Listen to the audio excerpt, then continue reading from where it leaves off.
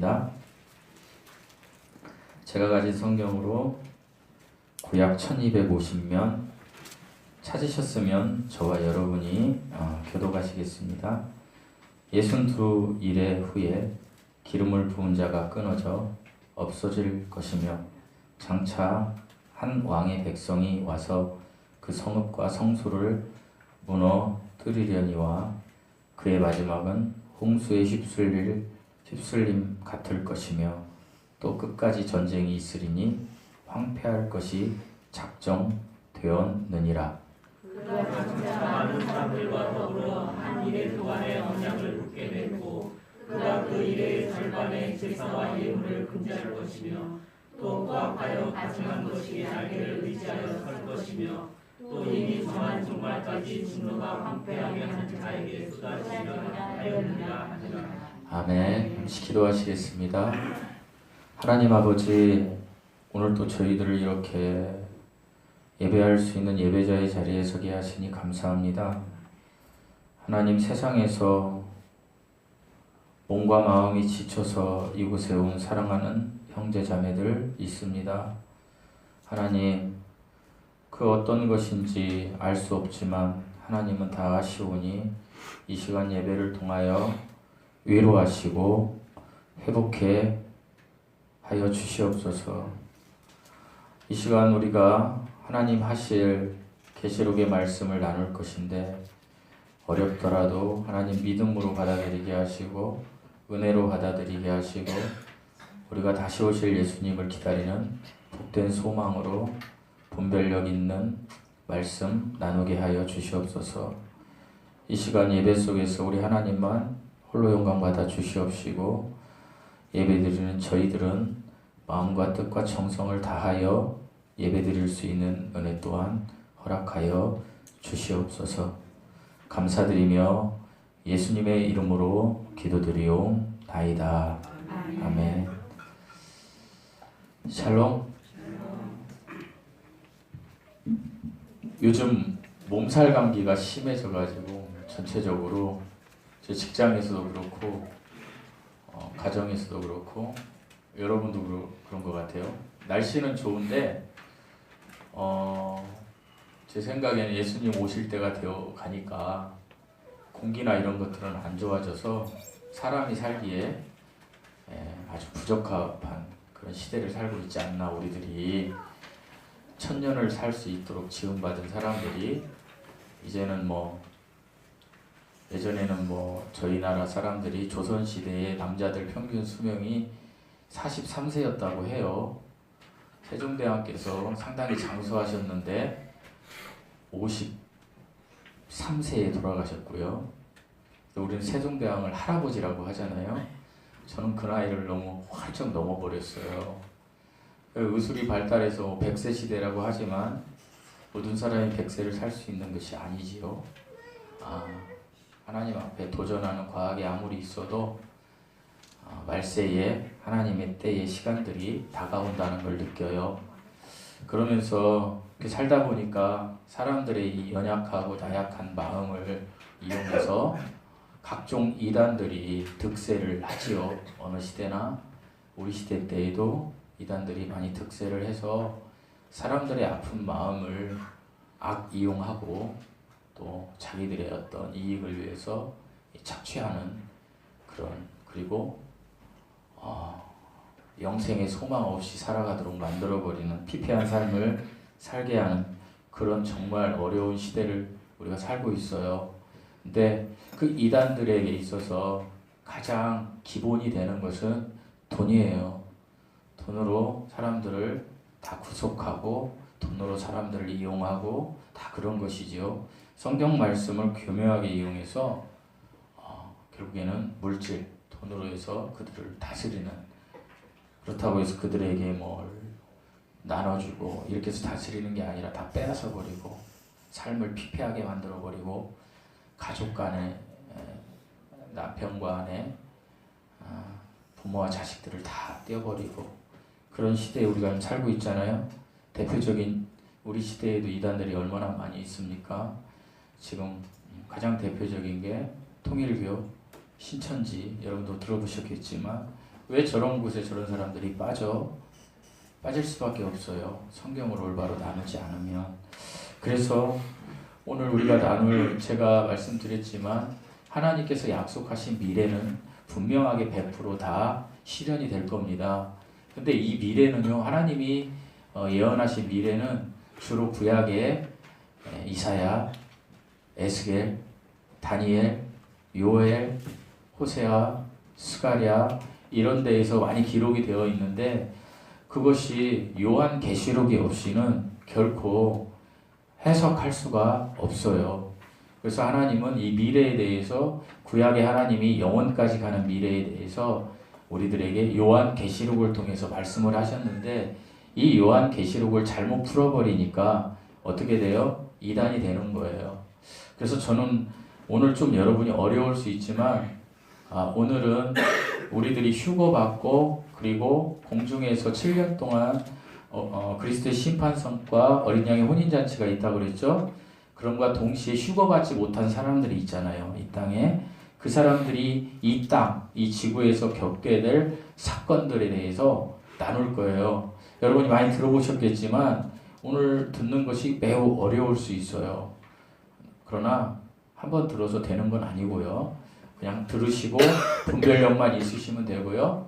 그것을 우리는 7년 환란이라고 이야기 많이 해요.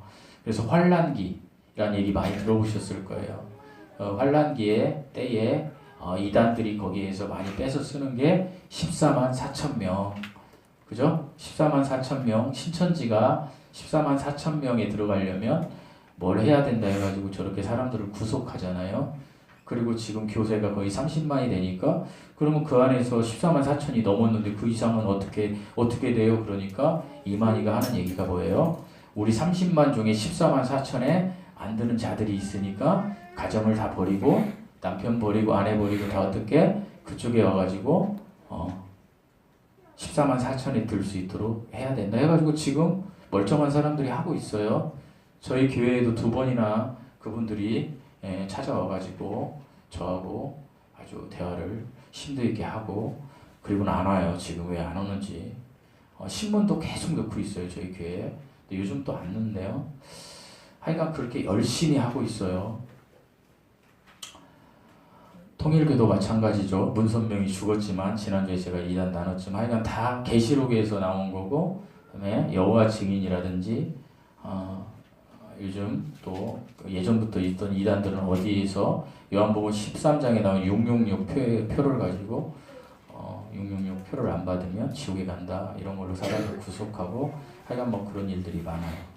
그래서 오늘은 제가 특별히 여러분이 너무 어려울 텐데 이제 이게 시발이 되는 거예요. 우리 교회가 계시록을 계속 얘기를 많이 할 수 있어요. 나중엔 계시록을 강의를 할 거고요. 언젠가는 요한계시록의 구조와 특별히 환란기에 나오는 14만 4천 명 여러분 이것만이라도 잊어버리지 마시고 그리고 그 땅의 지구에 사는 사람들이 14만 4천 명 말고도 많이 있겠죠. 무수한 사람들이 있을 거 아니에요. 그들 중에 구원받은 순교자들에 대한 이야기를 나누려고 해요. 그런데 먼저 우리가 이제 이 칠판을 통해서 어떻게 흘러가는지에 대해서 설명을 해드릴 거예요.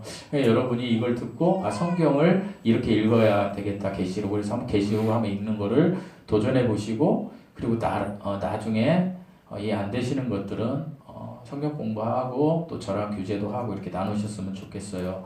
그래서 우리가 계시록의 구조와 환란기 사건의 시점을 이렇게 이제 봐야 되는데 여러분 성경은 어느 나라 민족의 문학을 토대로 하나님이 기록하셨죠? 유대 민족, 히브리 민족이라고 하죠.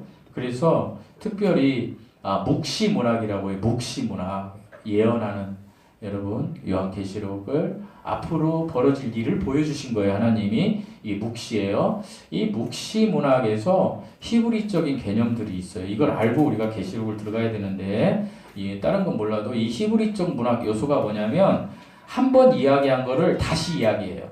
그래서 창세기 1장에 하나님이 창조하셨는데 창세기 2장에 또 다시 이야기하는 거와 똑같이 히브리 문학은 그렇게 다시 강조해서 이야기해요. 성경 구약은 그렇게 많이 기록되어 있어요. 그래서 한 번 이야기한 것을 다시 이야기하고 또 강조하고 이게 또 중요하다 해가지고 그것을 7년 환란기에서도 앞부분과 중간 부분과 뒷부분을 왔다 갔다 하는 그런 구조로 되어 있어요. 그러니까 계시록 1장부터 22장까지 쭉 1년, 2년, 3년, 4년 이렇게 순서대로 기록이 안 돼 있다라는 거예요. 그러니까 이것을 해석을 못하면 어떻게 돼요? 나중에 헷갈려가지고 막 무섭고 내가 뭐 어떻게 되지? 이렇게 될 수 있어요. 근데 히브리 문학은 그렇지 않아요. 11장 사건이 7년 환란기 초반 사건일 수 있다는 거예요. 그것을 찾아가면서 분별력이 있게 여러분에게 제가 구조적으로 이제 말씀을 드릴 거예요. 그래서 먼저 말씀을 나누기 전에 하나님은 요한계시록을 통해서 우리에게 인류 역사에 대해서 이렇게 해놓은 말씀이 있어요. 이걸 읽고 제가 칠판에 가서 설명하고 그리고 이제 14만 4천 명과 흰옷 입은 백성들에 대해서 말씀을 나누고 이렇게 오늘 시간을 이렇게 정리하려고 해요. 그리고 이제 다음 주에 예수님께서 이제 지상 재림하시죠. 그 다음에 천년왕국 그렇게 하면 이제 우리가 미래의 일에 대해서 다 공부를 하는 거예요. 백부자 심판까지 해서 그렇게 하고 이제 한 1, 2주 더 하고 이제 예전처럼 제가 말씀을 이렇게 나눌 거니까 그때마다 지금까지 하나님의 나라 시간적인 개념에 대해서 배운 것들을 이야기할 때 여러분이 하나님의 나라를 누리셔야 돼요. 여러분 하나님께서 이 땅에 오셔가지고 우리에게 알려주신 기도문이 있는데 그게 주기도문이에요. 우리 한번 해볼까? 우리 교회는 안 왔는데 잘 뭐라고 해요 처음에? 하늘에 계신 한번 해보세요. 아버지요 하나님 아버지요 이름이 거룩히 여김을 받으시며 그 다음에 뭐예요? 나라 임하옵시고 그 다음에 땅에서도 이루어지다. 여러분 하나님의 이름을 거룩하게 하는 것이 그리스도인의 삶이에요. 우리가 거룩하게 사는 거 이제 그것을 계속 이렇게 이제 말씀을 나누면서 생각하고 적용하고 하다 보면 여러분 믿음이 이제 커질 거예요. 자 1장 19절 한번 읽어볼까요? 계시록입니다. 요한계시록 1장 19절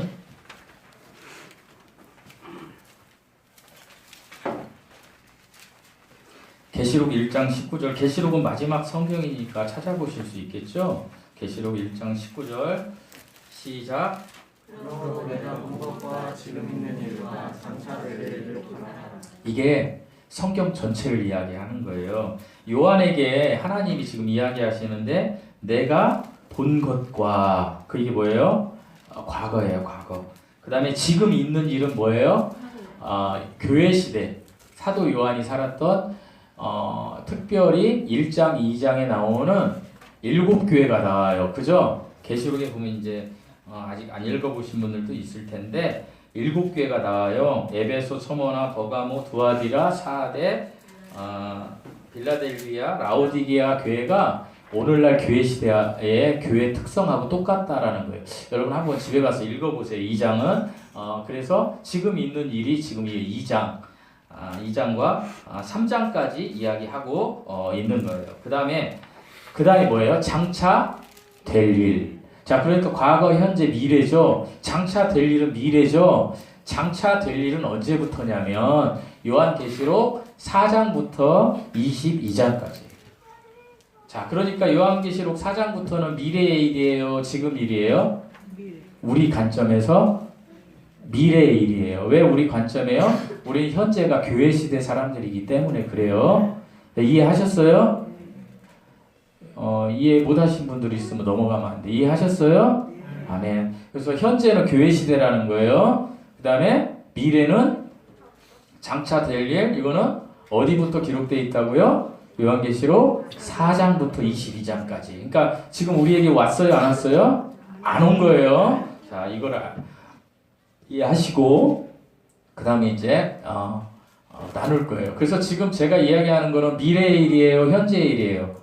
요즘 제가 계속 나누는 게 여러분과 그리스도의 심판석 지지난주에 나눴고 지난주에 어린 양의 혼인잔치 하늘에서 일을 나누었는데 그게 미래의 일이에요? 현재의 일이에요? 그렇죠. 장차 될 일을 나눈 거예요. 그죠?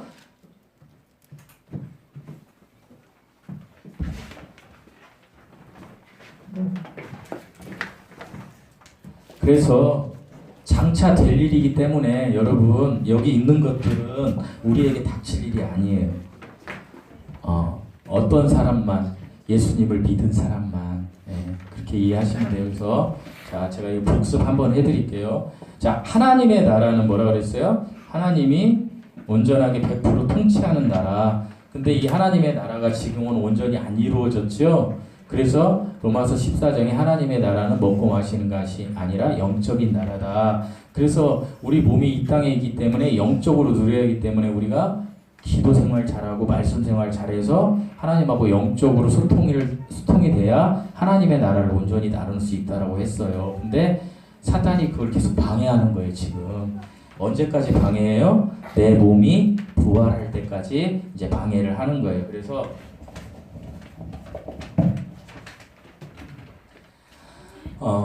자, 예수님께서 십자가에 못 박혀 죽으시기 전까지가 구약이죠. 자, 예수님 십자가에 못 박혀 죽으시고 부활하실 때 구약 성도들이 부활해서 셋째 하늘로 갔다 그랬죠. 거기가 낙원 첫 번째 하늘에 1번 부활을 했었고, 그 다음에 자, 지금 현재 있는 일이 뭐라 그랬어요? 교회 시대. 우리 23년이 이쯤에 있다고 보면 지금 23년이 요한계시록으로 보면 1장과 2장이란 얘기예요. 그렇게 읽으세요. 그 다음에 1장, 2장, 3장까지 그렇게 하고 어떻게 돼요? 4장 1절 한번 읽어보세요. 누가? 요한계시록 4장 1절 4장 1절 요한계시록 4장 1절 한번 읽어보세요. 누가? 시작. 내가 보니 하늘에 열린 문이 있는데 내가 들어가 처음에 내게 말하던 나팔 소리 같은 그 음성이 이리로 올라오라. 뭐라고 그래요? 이리로 올라오라. 요한은 이제 하늘로 올라가는 거예요. 지금 그게 휴거, 교회 휴거, 우리가 휴거 될 걸 상징하는 거예요. 그래서 데살로니가전서 4장과 고린도서 15장에 또 다른 데도 많이 나와 있죠. 휴거에 대해서 나왔었죠. 그래서 이 휴거하는 것을 우리는 복된 소망이라고 그래요. 그래서 휴거부터 재림까지. 그래서 이 재림 소망을 우리가 가져야 돼요, 여러분. 여러분, 우리 다시 오실 예수님에 대해서 내가 올라갈 소망을 가져야 돼요. 예수님 근데 어디로 오신다고요? 공중으로 오신다. 그리고 공중으로 오셔서 공중에서 있을 일에 대해서 기록한 게 4장과 5장이에요. 계시록. 그래서 공중에서는 그리스도의 심판선과 어린 양의 혼인잔치가 있는데 이것과 동시에 공중 말고 땅에서도 일이 일어나겠죠. 그래서 땅에서 일은 무슨 일이 있나요? 7년 환란이 일어나요. 그것을 오늘 저와 여러분이 읽은 다니엘서 9장 26절과 27절에서 여러분 다니엘의 70일이라는 말을 들어보셨을 텐데 못 들어봤을 거예요. 많이 열심히 성경 공부 안 하신 분들 잘 몰라요. 근데 거기에 69일회가 지나고 한 일회, 그걸 다시 막 설명하면 또 헷갈리니까 한 일회가 남아있는데요. 한 일회는 7년을 상징하는 거예요. 7년을. 그래서 한 일회 동안이 환란기라고 이제 계시록에서 이렇게 풀어져요. 그렇다라고 이해만 하시면 돼요. 그래서 3년 반은 적그리스도가 등장하고 3년 반은 적그리스도가 통치한다. 여러분 그런 얘기 많이 들어봤죠? 옛날에 이단들이 뭐 전 세계에 어떤 사람이 통치자가 나와가지고 막 사람들 이마에다 다 인을 찍고 막 그런 얘기 많이 하잖아요, 이단들이. 근데 그 이단들의 이야기가 다 여기서 나온 거예요. 근거 없는 이야기가 아니에요. 그런 시대가 올 거예요. 그런데 중요한 건 뭐예요? 환란기에 들어갔을 때, 그러면 그거에 가장 기준이 되는 게 뭐예요? 휴거가 있어야 되는 거예요. 휴거가. 근데 여러분은 휴거가 아직 이루어지지 않았기 때문에 어떤 목사님들은 휴거가 이때 일어난다라고 이야기하는 분들도 있어요. 전천년 휴거가 3년 반 이때 막 극심할 때. 근데 그렇게 하면 한 일회가 맞지 않아요. 어쨌든 자, 적그리스도가 등장을 이제 하고 적그리스도가 통치하는데 이 적그리스도가 뭐 어떤 사람들은 오바마다 막 이런 사람들도 있어요. 그러나 적그리스도는 아직 등장하지 않았어요. 적그리스도는 미국의 저런 정도 권세 가지고는 되질 않아요. 지금 뭐 푸틴이 적그리스도다, 그래서 전쟁이 일어났다 이렇게 이야기하는데 그렇지 않아요. 적그리스도는 말 그대로 이 지구에 있는 모든 나라를 한 번에 움켜쥘 수 있는 그런 왕이 나타날 거예요. 이게 성경적인데 그 전에 뭐가 있어야 된다? 휴거가 있어야 된다. 그러니까 저와 여러분은 휴거 성도만 되면 되는 거예요. 휴거 성도 되는 거는 어렵지 않아요. 예수님 믿으면 되는 거예요. 그래서 예수님 믿으시라는 거예요. 광명에 가면 오병이어의 권영구 목사님이라는 분이 계셨는데 그분이 교회가 뭐 한 3만 명 되는데 간증을 듣고 이제 막 목사님이 신유 능력을 받아가지고 교회가 엄청 부흥이 되는데 어쨌든 뭐 바른 길을 가고 계세요. 근데 그 목사님한테 앵커가 물어봤어요. 목사님은 목회하는 그 저기가 성도들을 향한 그 마음이 어떤 마음이 있냐. 근데 저하고 똑같은 얘기를 하더라고요. 목사님이. 우리 성도들이 환란에 들어가지 않고 휴거 정도가 되는 그 3만 명이 다 되게 하는 게 자기. 저 대형교회 목사님 그렇게 얘기하는 거 처음 들었어요. 그게 자기 꿈이에요. 저는 여기 계신 분들이 다 그러기를 바라는 마음으로 하는 거예요. 왜냐면 지금 이제 환란기 설명할 건데 너무 무서우니까. 예. 그래서 자, 환란기는 어디서부터 기록되냐면 6장에 다 기록되어 있어요. 6장에. 그래서 제가 오늘은 여기 써놨는데 듣기만 하세요. 여러분 너무 어려워서. 자, 이 대환란기에는요 7 봉인이라는, 봉인이 뭐예요? 편지지 이렇게 붙여준 걸 이렇게 여는 게 봉인이에요. 봉인됐다는 거 편지지가. 그다음에 7 나팔이 나오고요. 7 대접 심판이 나와요. 그래서 막 이것이 무서워가지고 이걸 갖다가 막 사람들을 옥죄는데 무서워할 건 없고요. 여러분 아까 제가 히브리 문학 얘기한 대로 이 7 봉인은요 하나, 둘, 셋, 넷, 다섯, 6번째까지 봉인이 열릴 때까지가 7년이에요. 7번째가 봉인이 아니라. 이거 너무 어려우니까 그냥 듣기만 하세요. 그리고 7 봉인이 열릴 때는 언제냐? 이 3년 반 이 적그리스도가 통치하는 때에 너무나 극심한 재앙이 오는데 그게 뭐냐면 7 나팔이 불리는 거예요. 어렵죠? 그냥 듣기만 하세요. 그 다음에 7번째 나팔이 불릴 때 7 대접이 한 번에 이제 쏟아지는 거예요. 그때가 예수님이 재림할 때인데 이 마지막의 심판들의 어떤 공통점이 뭐냐면 이게 제가 왜 이렇게 그냥 설명하고 간단히 가냐면 이거 설명을 하면 너무 시간이 걸려서요. 이 우주 전체가 변화되는 거예요. 지구, 별, 막. 왜 여러분 그 지구가 멸망하는데 뭐 그 우주에 그 별이 와가지고 부딪혀서 멸망할 수 있다 막 그런 얘기 하잖아요. 이때 그렇게 된다는 거예요. 이때. 이렇게 하는 7년에 대해서 기록되어 있는데 아까 제가 히브리 문학 얘기를 했잖아요. 하나님이 강조하기 위해서 뭐 6장, 7장, 8장, 9장 이렇게 돼 있는 게 아니에요. 지금 제가 여기 적어놓은 순서대로 6장의 전체 기간이 7년이고 7장은 그 6장에 있을 사건들의 대환란 사건들을 여기다 기록한 거예요. 괄호장으로. 거기에 14만 4천 명이 나와요. 7장에. 그리고 8장과 9장 여기에는 7 나팔에 대한 심판이 나오고요.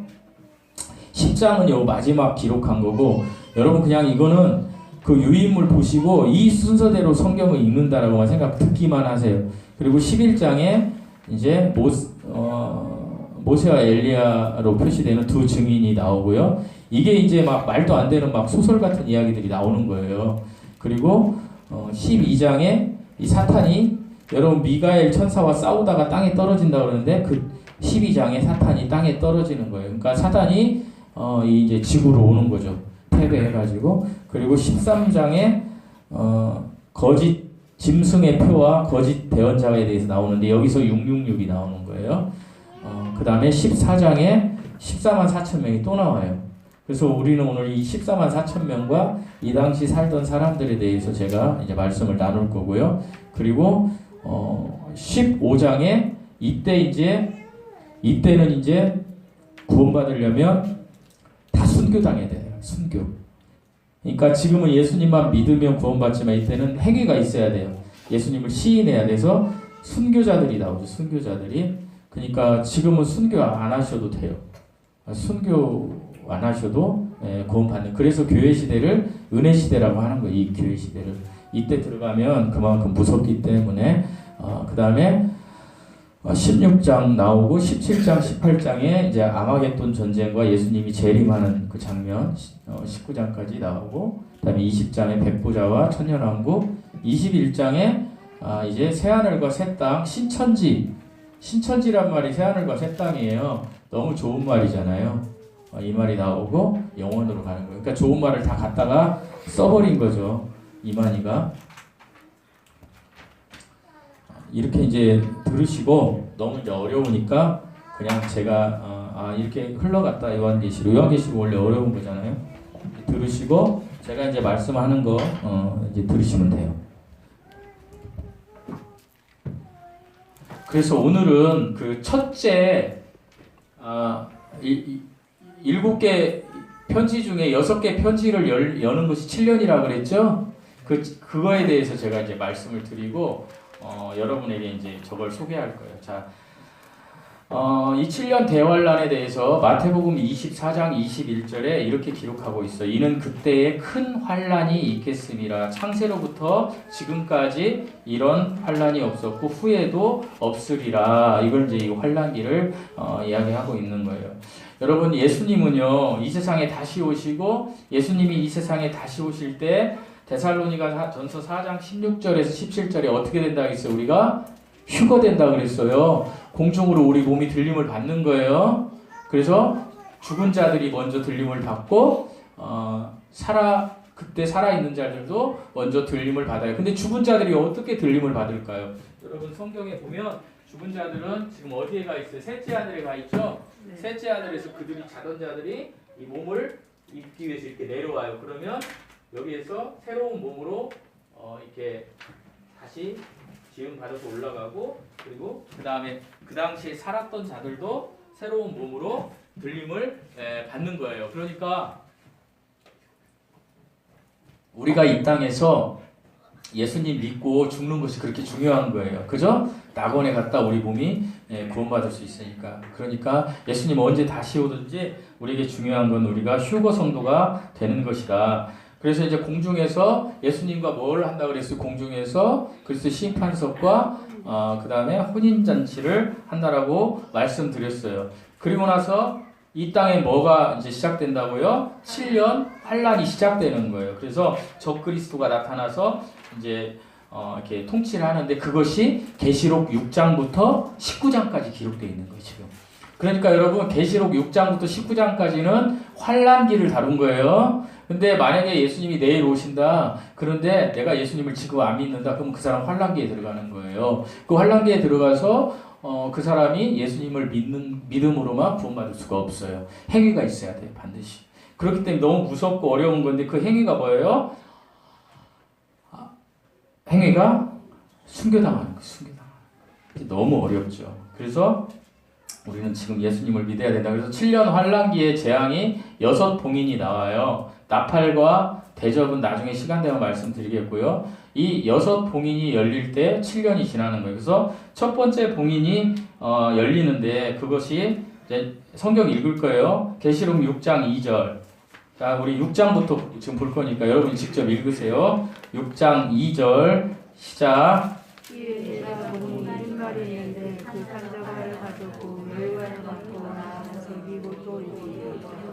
첫 번째 봉인을 열면 흰말 탄자가 나오는데, 이 흰말 탄자가 누구냐면 예수님이 아니고 적 그리스도예요. 19장에서 흰말 탄자는 예수님이지만 그래서 적 그리스도가 이제 나오는 거예요. 그래서 이 흰말 탄자가 화살이 없는 활을 가지고 면류관을 받고, 그리고 이제 예수님을 지칭하는 이제 적 그리스도로 거짓 평화, 사람들을 미혹하고 세계 정부의 통치자로 이제 오는 거예요. 지금은 오지 않았어요.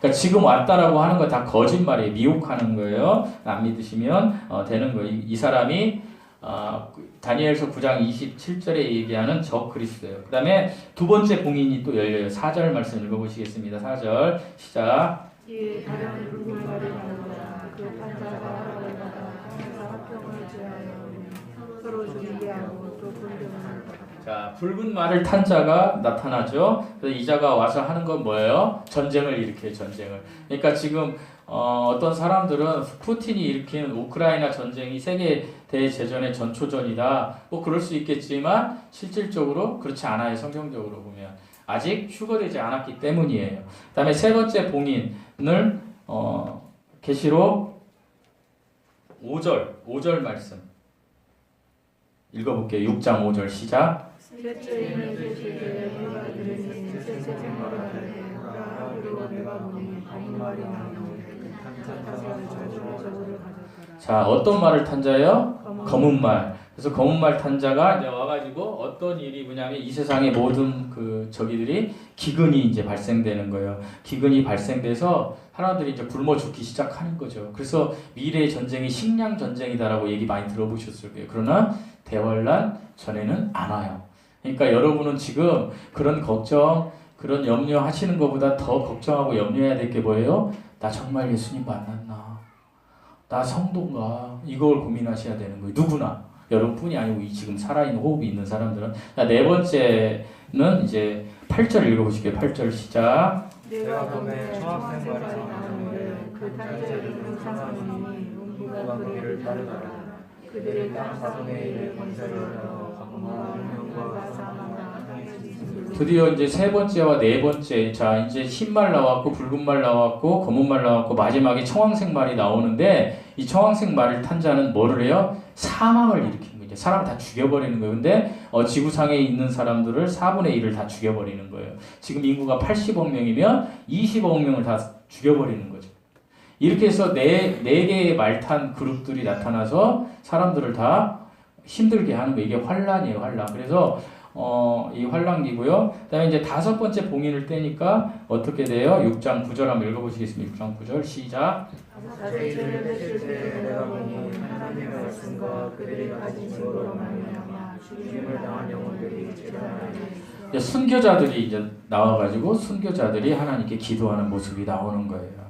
그 다음에 여섯 번째 봉인은 12절 한번 읽어보시게. 12절 시작. 내가 이 여섯째 일을 맺을 때 큰 지진이 나며 내가 방문토로 산불같이 방문으로 다가가 공통같이 되며 자, 여섯 번째 보니까 어때요? 천체가 다 변화되는 거예요. 해가 떨어지고 막 별들이 다 떨어지고 그죠? 그런 일들이 이제 발생돼. 이렇게 하면 7년 환란기가 끝나요. 그리고 일곱 번째 봉인을 떼었을 때 하나님께서 7년 환란기가 띈 게 아니라 일곱째 봉인을 떼는 것은 다시 한번 리뷰를 시켜주시는 거예요. 환란기가 얼마나 무서운지. 그래서 일곱 봉인을 뗄 때 8장에 가면 이제 나팔이 울리기 시작하는데 이 나팔이 여러분 여기에서 본 후 3년 이때부터 이루어지는 거예요. 그래서 아까 히브리 문학을 얘기한 거예요. 그러니까 일곱째 나팔은 일곱째 봉인의 밑에 뭐가 있어요? 일곱째 나팔에 그 무서운 일들이 벌어진다는 거예요. 그래서 이걸 다 설명할 수가 없어요. 그 다음에 일곱째 또 나팔이 울릴 때 한꺼번에 일곱 대접의 그 일들이 벌어진다. 근데 마지막 끝, 봉인 끝, 나팔 끝, 대접 끝은 똑같은 시간에 떨어지는 거예요. 그래서 그게 천체, 우주적인 것들이 다 별들이 막 떨어지고 무질서가 돼버리는 거죠. 지구가 막 가서 이제 저 목성이 와서 붙어버리고. 여러분 희한하지 않으세요? 지구가 지금 과학적으로 볼 때 그냥 정확한 그 궤도를 딱 가지고 이렇게 돈다라는 게 하나님이 잡고 계셔서 그런 거예요. 히브리서 1장 말씀대로 이걸 놔버리시는 거예요. 이제 이게 완전히 이제 예수님 재림할 때. 그러나 저 여러분 지금 걱정할 필요가 있어요, 없어요?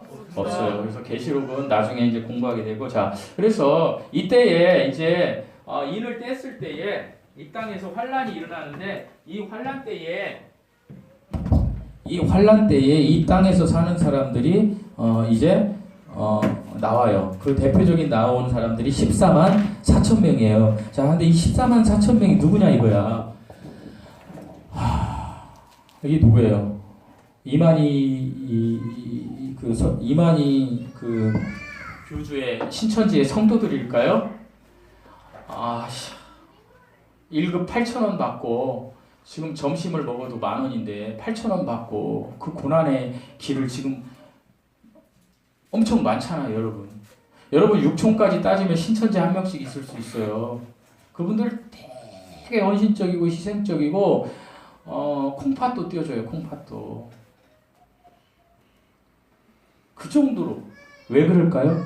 14만 4천 명에 들어가려고 겁을 엄청 줘놔가지고. 근데 14만 4천 명이 그럼 누구냐 이거예요, 성경적으로. 우리는 여기서 이야기해야 될 게 뭐가 있냐면 하나님이 그냥 이거야 라고 성경에 기록되어 있으면 그대로 믿어야 돼. 그걸 해석하려고 하면 안 돼. 근데 너무 해석하기 어려운 말들이 있어. 그것은 나중에 하나님이 풀어주실 거고 기도로 이렇게 가면 돼. 근데 하나님이 그냥 문자적으로 이거야 라고 기록되어 있으면 그거예요, 아니에요? 그거예요. 예수님을 믿어라 구원받는다. 그럼 그거예요. 거기에 어떤 해석도 필요 없어요. 거기에 중간에 어떤 사람이 껴서 나를 믿어라. 정명석이처럼 이만희처럼 문선명이처럼 하면 안 되는 거지요. 누구만 믿어야 돼요? 예수님만 믿어야 되는 거예요. 그래서 14만 4천 명이 누구냐 이거예요. 우리 7장 가보겠습니다. 7장에 나오니까 7장 4절 말씀. 여러분이 명확히 읽으시면 돼요. 자, 7장 4절 말씀. 계시록이에요. 7장 4절 말씀 찾아서 읽어보시겠습니다. 시작. 내가 인침을 받은 자의 수를 들으니 이스라엘 자손의 각 지파 중에서 인침을 받은 자들이 14만 4천이니. 그리고 또 14만 4천 명이 어디에서 다시 또 강조해서 리뷰해서 나온다 그랬어요? 14장에 나와요. 14장. 우리 계시록 14장 4절에서 5절 한번 가보실게요. 계시록 14장에서 14장 4절에서 5절 말씀 시작. 그 이스라엘 사람들은 여자와 더불어 더럽히지 아니하고 순결한 자라 어린 영이 어지러운 건 본지 따라가는 자나 사람 가운데서 성령을 받아 처음 믿음을 이루고 하나님과 언약에 속한 자들이 그 입에 거짓 말이 없고 흠이 없는 자들이다. 여러분 14만 4천 명이 누구예요? 하나님이 뭐라고 기록하셨어요? 이스라엘 자손의 각 지파. 이스라엘 자손의 지파는 몇 지파예요? 12지파. 12지파에 뭐라고 돼 있어요? 자, 우리 7장에 인침을 각각 받은 자들마다 14만 4천인데 자 5절부터 안 읽으셨잖아요. 자 5절 한번 읽어보실게요. 7장 5절 시작. 유다 지파 중에 인침을 받은 자가 2만 2천이요. 여기까지만 읽을게요. 계속 읽으면 시간. 자 유다 지파 중에서 몇 명? 12,000명. 자 핸드폰 있으면 계산기 뚫어보세요. 12지파 곱하기 12,000명. 몇 명이에요?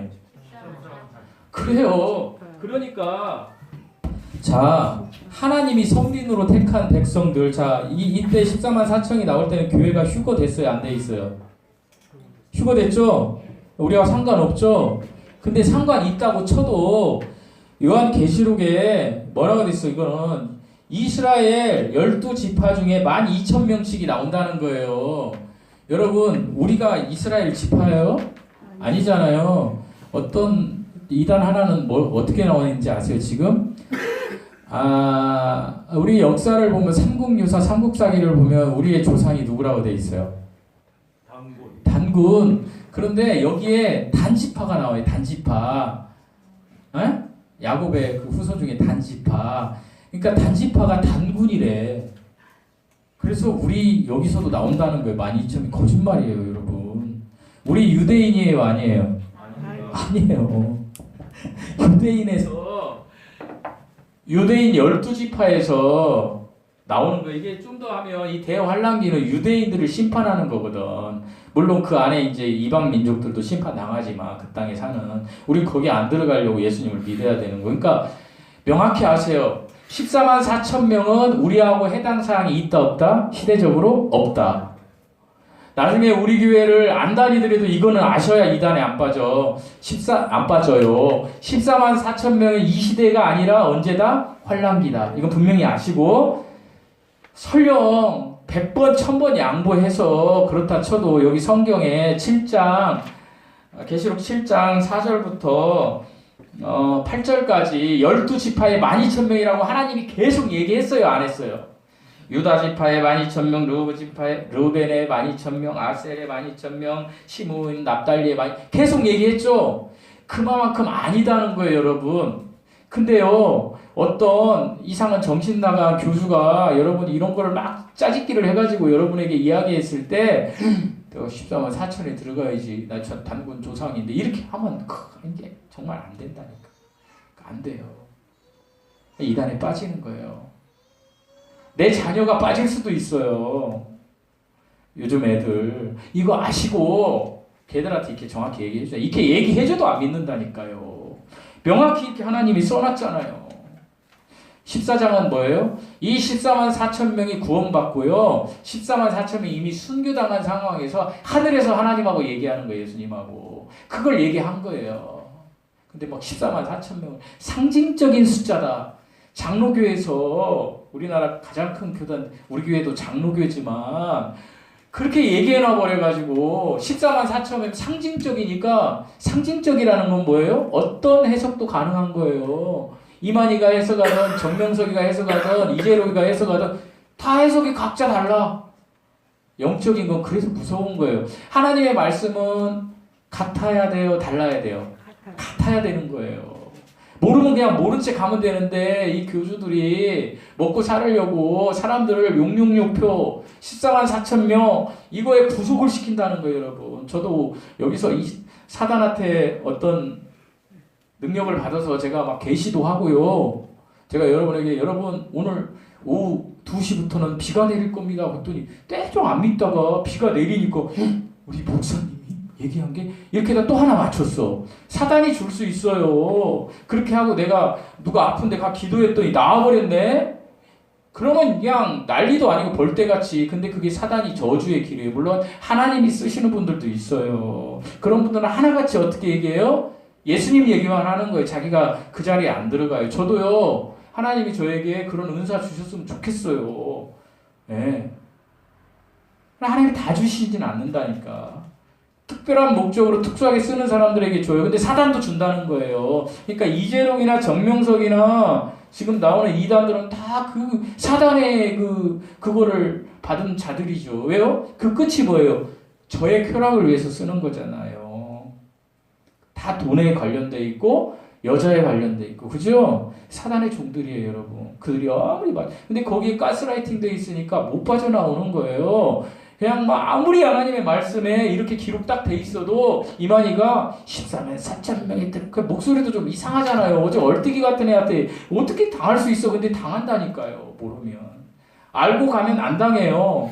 이게 그러니까 우리 목사님들이 잘못하신 거지요. 저도 어렸을 때 이런 얘기 못 들어봤으니까. 이거를 어렸을 때부터 배웠으면 누가 하은이 같은 애가 나중에 대학 가서 당하겠냔 말이에요. 14만 4천 명은 예수님이 다시 오셔서 내가 휴거받은 다음에 일이고, 그건 이스라엘 민족 여기 딱 더 있는데 뭘 더 할 말이 없다니까. 근데 이걸 안 하고 이게 상징적인 숫자입니다라고 하니까 저 이단들이 다 세뇌시켜가지고 우리 그 자녀들, 우리 조카들 다 데려다가 지금 그렇게 하는 거 아니에요. 부모도 다 배반하고 부모 보고 막 사단이라고 그러잖아요. 여러분 보셨죠?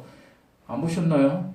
여러분 복 받으신 거예요. 그 신천지에 간 자녀들이 우리 그 부모님들이 찾으러 갔을 때 막 사탄마귀라고 한다니까요. 말이나 돼요?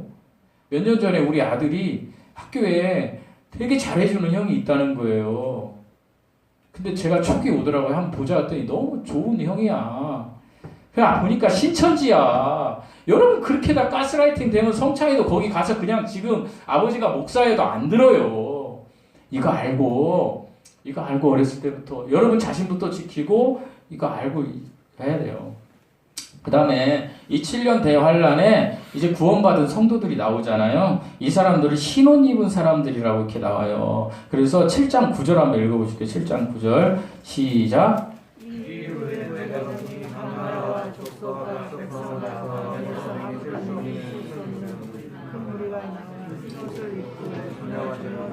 이분들이 이제 7년 환란기에 이제 구원받은 성도들인데 상당히 많은가 봐요. 능히 셀 수 없는. 근데 중요한 건 이분들 다 순교당해요. 순교. 여러분 지금까지 순교당한 사람들 그러니까 네로가 적그리스도고 그 이후에 순교당한 사람들이 이 사람들이다라고 주장하는 게 이제 무천년설 주장하는 사람들인데 사실은 안 그래요. 근데 지금까지 순교당하신 분들이 3억 명이 넘는데 3억 명이 이 지구상에. 우리나라 인구가 5천 명이에요. 그러면 우리나라 인구의 6배가 다 순교당한 거예요, 여러분. 그러니까 그 기준으로 따지면 저와 여러분 다 목배에서 죽고 막 다 그런 숫자예요. 근데 그들보다 더 많은 숫자들이 이제 순교당하는 거 환란기에. 그래서 우리는 7장 14절 한번 읽어보실게요. 7장 14절 시작. 내가 말하기를 내 주여 당신이 아시나이다 하니 그가 나에게 이르되 큰 하나님에서 나온 자들인데 너희에게 옷을 씻어 입게 하니. 이게 그 환란기 성도들이 여러분.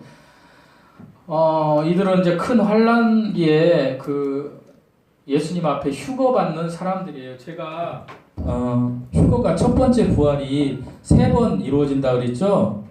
자, 두 번째가 누구였어요? 저와 여러분이에요. 교회 시대. 그죠? 예. 그리고 7년 환란기 끝에 또 부활이 있어요. 이때 14만 4천 명을 비롯해서 구원받은 성도들을 지금 이야기하는 거예요. 이 사람들이 이제 첫 번째 부활에 참여한 사람들이고요. 그 다음에 이제 백보자 심판 때 두 번째 부활이 있어요. 한 번에 이루어지는 거. 이것은 생명책에 기록되지 않으신 분들. 가슴 아픈 이야기인데 예수님 안 믿고 돌아가신 분들. 예전에 어떤 자매가 우리 교회 와가지고 그 얘기한 적 있어요. 엄마에 대해서. 참 목사로서 어떻게 얘기해 줄 수가 없어서 제가 그렇게 얘기했어요. 어머니가 살아생전에 예수님 믿었으면 천국에 가 있는 우리 그거 모른다. 정작 자매가 중요하다. 이렇게 위로를 했어요, 제가. 근데 이미 예수님 안 믿고 죽으신 분들은 어쩔 수 없어요. 참 어떻게 자매가 저한테 그랬거든요. 엄마 없는 천국이라면 나도 지옥에 가겠다고. 사실 그게 되게 마음으로 공감은 가는데 쉽지 않은 일이에요, 여러분. 여러분, 이 혼이요 다 달라요. 어머니 사랑이 이 세상에서 가장 큰 사랑이래요. 근데 그거보다 더 큰 사랑은 하나님 사랑이에요. 제가 이제 우리 어머니가 계시잖아요. 엄마가 많이 아프고 이제 지난주에도 제가 상당히 힘들었어요. 온 식구가 아프고 또 어머니 또 막 아프고 넘어져서 또 다치고 그런 거 보면서 괴롭더라고요. 막 제가 너무 괴로운 거죠. 그래서 내가 난 정서적인 사람이 되고 싶은데 계속해서 인지적인 사람으로 막 나를 막 사단이 몰아가는 걸 느낀 그런 막 이성과 경험으로 막 생각하게 만들어요. 하나님이 내가 막 그 어머니의 그 입장, 내 아내의 입장 이렇게 들어가고 싶은데 막 못 들어가게 하는 거예요. 사단이. 너무 힘든 거죠. 그래서 지난주에 기도회 하는데 3명이 했어요. 제가 안 나오신 분들 저기 하려고 하는 거 아니고 우리 형제 2명하고 저하고 3명이 했는데 제가 그때 되게 괴로웠어요. 이걸 기도회를 인도해야 되나 말아야 되는데 이들 인도하면서 은혜를 받은 게 뭐냐면 각자구나 이게 그걸 느꼈어요, 제가. 그러니까 우리 어머니가 그렇게 아픈데요. 우리 어머니가 진짜 나중에 이 설교 들으시겠지만 믿음이 대단하신 분이었어요. 우리 어머니가 젊을 때 정말 여기 계신 분들 죄송한데 우리 어머니 어떤 그 정도 수준 따라오시는 분이 저를 비롯해서 없는 것 같아요. 새벽기도 한 번도 안 빠지셨고 아들을 위해서 얼마나 기도를 하고 막 전도하고 그냥 막 그렇게 사셨어요. 그냥 막 누가 아프다면 기도하고. 근데 엄마가 이제 노년의 마지막에 본인이 아프잖아요, 지금. 저희 어머니들 잘 모르시겠지만 많이 아프고 그러니까 올라간 사람이 제가 딱 볼 때 어리 나간 거죠. 그러니까 나밖에 생각이 안 드는 거야. 우리 아들도 생각이 안 들고 내가 아프니까 내가 그걸 느꼈어. 우리 아무리 부모님이 아파서 내가 마음이 아파요. 막 이렇게 해도 그때뿐이에요. 이게 하나님과 나와 1대1 관계구나. 내 부모가 지옥 갔으니까 나도 지옥 가고 싶다고요? 절대 나중에 가면 후회해요. 정말 땅을 치고 후회해요. 그게 착각이에요, 여러분. 착각. 그래서 저는 여러분에게 이 말씀 드리고 싶어요. 마지막으로 여러분 정말 구원에 관계돼 있어서 먼저 나를 생각하세요. 그리고 여러분 사는 삶이 지금 정말 하나님 앞에 합당하지 않다라면 회개하세요. 착각 속에 사시지 마시고 큰일 나요. 큰일 나. 여러분 구원에 대해서 착각하면 지옥을 실감하게 돼 있어요. 구원에 대해서 착각하면 지옥을 실감하게 돼 있어요. 이걸 걱정해야 돼요. 이단들은 14만 4천 명에 들어가려고 모든 것을 버리잖아요. 내 부모도 버리고 제가 말씀드렸잖아요. 제가 여러분은 언론을 통해서 보잖아요. 다 버려요. 부모고 뭐고. 이사야 46장인가요? 거기 보면 동방의 독수리가 나와요. 동방으로 가가지고 뭐 내가 완성하리라 이런 말씀이 나오는데 그 미친 놈들이 중국에서 동방번개라 그래가지고 동방번개라는 이단이 신천지보다 더 커졌어요. 걔네들 강원도에다가 돈도 많아요. 막 궁전처럼 쳐놓고 애들 다 몰아넣고 지금 걔네들 부모님이 찾으러 가면 막 부모님 보고 막 사탄 마귀 가라고. 이해가 되나요? 근데 걔 입장에서는 이해가 돼요. 그렇게 자기가 14만 4천 명, 자기가 막 거기 구원받는데 막 부모를 버리면서까지 막 가잖아요. 그럴 필요가 없어요. 없어요, 여러분. 여기 계신 분들 잘 들으세요. 복음을 전하다 보면 많은 사람들이 착각해요. 어떤 착각을 해요? 나는 갑자기 죽지 않고 오래 살 것이다. 여러분 요즘 감기로 고생하시는데 그 감기로 죽을 거라고 생각해요? 그러나 죽는 사람이 있지요, 집사님. 있어요. 근데 다 그래요. 나는 죽지 않고 오래 살 것이다. 나는 믿는 종교가 있다. 나는 쥐야기 사랑교회 예배 드리고 내가 맨날 그랬어. 그리고 내가 봉사활동도 하고 교회 가서 청소도 하고 교회 가서 내가 이것도 했어. 그러니까 나는 천국 갈 거야. 착각이에요. 그리고 어떤 사람들은 그래요. 하나님은 없어. 죽으면 끝이지 뭐. 지옥이 어디 있어. 착각이에요.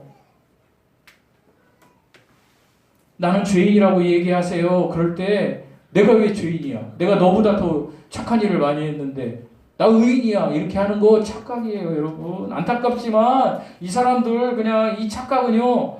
내가 살았던 경험, 내 생각, 내 지식으로 모든 걸 판단해가지고 거기에서 오해와 편견이 생겨. 아무리 목사가 앞에서 예수님 살아계십니다. 대환란이 와요 얘기해도 여러분 생각이 거기에 가 있지 않으면 착각을 일으켜서 에이 뭐 저런 일이 있을 거야. 그러나 내가 호흡이 끊어지면 그 착각이요 지옥을 실감하게 된다라는 거예요, 여러분. 성경은요 야고보서 4장 14절에 우리의 생명이 잠깐 보이다가 사라질 안개래요. 여러분 안개가 아침에 있다가 안개가 자욱하지만 조금 지나면 없어지잖아요. 우리 생명이 그렇다라고 주님은 말씀하세요. 그리고 로마서 3장 10절에 의인은 없다. 하나도 없어. 너도 의인이 아니야. 라고 우리에게 이야기하시는 거예요. 그러면서 우리에게 너 의인이 아니니까 네가 의인이 될 수 있는 길을 찾아. 그럼 그게 뭐야? 네가 죄인임을 먼저 인정해라. 네가 죄인임을 인정하면 그때 언제? 하나님이 우리를 찾아오시는 거예요. 이렇게 예배를 통해서 말씀을 통해서 찬양을 통해서 그럴 때 내가 그 하나님을 구세주로 받아들이면 우리가 휴거 백성이 되는 거예요. 또한 성경은 하나님이 없다고 하는 자들을 어떤 자들이라고 시편 53편 1절에서 이야기하냐면 어리석은 자다. 하나님의 기준이에요.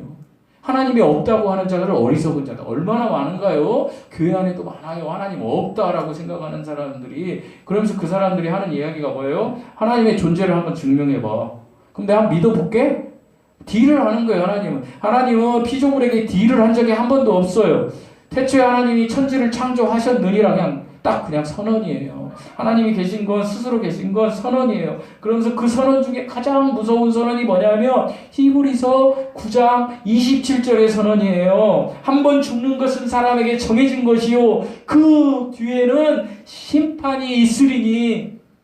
여러분 한 번 죽는 거 다 호흡이 끊어지는 거 저와 여러분 똑같아요. 그런데 그 뒤에 심판이 있대요. 그런데 그 심판 종류가 있다니까요. 예수님을 믿으면 그리스도의 심판석에 가는 거예요. 그러나 예수님을 안 믿고 그냥 가면 어디요? 백보자 심판, 지옥 가는 거에 인정받는 심판에 간다라는 거예요. 사랑하는 성도 여러분, 죽어봐야 안다라고 착각하지 마세요. 우리 주위에 죽어봐야 안다라고 착각하는 사람들 많아요. 여러분 죽어봐야 안다고 착각해가지고 지옥 갈래요? 아니면 지금 예수님 믿으실래요? 여러분 예수님을 믿는 게 내 실제가 돼야 돼요. 내 삶의 실제가 돼야 돼요. 예수님은요 액세서리가 아니에요. 우리 삶의 주인이세요. 우리는 예수 그리스도를 믿고 구세주로 영접하면 절대로 여러분 저와 여러분 저 7년 환란기에 가지 않아요. 땅에 있지 않아요. 이것만 믿어 다 잊어버려도 오늘 예수님 믿으면 여러분 하늘에 있게 될 거예요. 공중에. 아멘? 이거 믿으세요. 이거 제가 이야기하는 게 하나님이 이야기하는 거예요. 어디에서 이야기해요? 계시록 3장 10절에서 내가 나의 인내의 말씀을 지켰은즉. 여러분 지금 예수님 믿으셨으면 예수님의 이름을 거룩하게 여김을 받도록 삶을 분별력 있게 사세요. 그렇게 할 때 기도와 말씀으로 인내할 때 이것이 인내의 말씀을 지킨 거예요. 내가 또한 너를 지켜 시험의 때를 면하게 하리니. 이 시험의 때가 7년 대환란인 거예요. 7년 환란. 그 때를 면하게 해주신다는 거예요. 우리를 주님이. 이는 장차 온 세상에 임하여 땅에 거하는 자들을 시험할 때라. 우리는 땅에 거하지 않게 하나님이 해주신다는 거예요. 언제요? 예수님을 믿을 때. 여러분 삶에서 이제 여러분이 성경 말씀 뭐 나는 목사님 말씀을 외우기가 너무 힘들어요. 그러신 분들은 그냥 우리 저기 교회 예배당 벽면 뒤에 있는 저 요한복음 3장 16절이라도 노래로 하세요. 하나님이 세상을 이처럼 사랑하사 독생자를 주셨으니 누구든지 예수 믿으면 멸망하지 않고 영생. 저 어렸을 때 이 노래 이 찬양 엄청 불렀거든요. 근데 왜 요즘 이 찬양 안 하는지 모르겠어요. 여러분 이 요한복음 3장 16절 그냥 되뇌이면서 어느 순간 주님이 여러분의 삶을 다스릴 거예요. 여러분 정말로 나중에 정말로 휴거 못 받아서 땅에 떨어지는 사람들 되지 말고 예수 믿고 휴거 성도 돼서 우리 다 공중에서 만납시다. 죽어서 만나든 살아서 만나든 이 소망으로 살아갑시다. 이 은혜가 여러분에게 있기를 축원드립니다. 기도하시겠습니다. 살아서 역사하시는 하나님 아버지, 우리의 삶에서 하나님의 나라를 누릴 수 있도록 우리가 늘 하나님 앞에 기도하고 하나님의 말씀 속에서 살아가는 은혜가 있게 하여 주시옵소서. 예수님을 믿어서 산 소망을 가지고 살아가는 저희들 되게 하여 주시옵소서. 하나님 아버지, 세상을 살다 보니 육신이 지치고 아버지 하나님 피폐해져서 우리가 하나님이 없는 것처럼 살 때가 많이 있음도 고백합니다. 하나님 아버지, 우리는 그 정도밖에 분량이 안 되는 나약한 사람들인 것을 고백합니다. 그래서 우리에겐 항상 하나님의 은혜가 필요합니다.